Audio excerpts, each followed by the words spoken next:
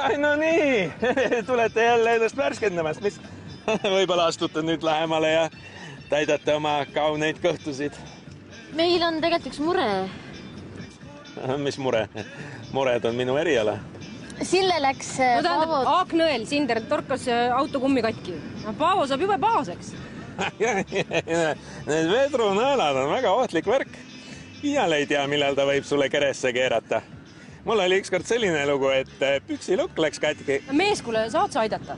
Ma arvan, et ikka midagi leiab. Mul on autos head momentliimi. On väga hea kraam, Saksa oma. See liimib kõik kinni peale haavatud au, murtud südamete ja süda... Kuule, siin aitab, eks. Kuule, lähme siis. Enne kui Paavo haisu ninna saab. Hea küll. Oota, ma pean enne omal lihal teise külje keerama. Muidu kõrvevad põhja. Natukene pärast lööme autopumbaga kummi täis. Mees, suured tänud sulle. Mis suured tänud? Võtame liha natuke. Jappenpuhk, mis siin toimub? Minu liha! Tervis, hea seltsimees.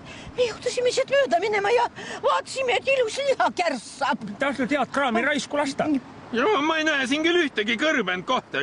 Ma närisin selle välja. Ui! No tüdrukud ei ole midagi teha ja ma ei saagi teile kõhutäidet pakkuda.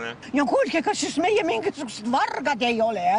Ma palun, maitsusime liha, aga asemele panime oma, näete, 2 maksasardelli, nii et pistke hea isuga. Jappenpuhk!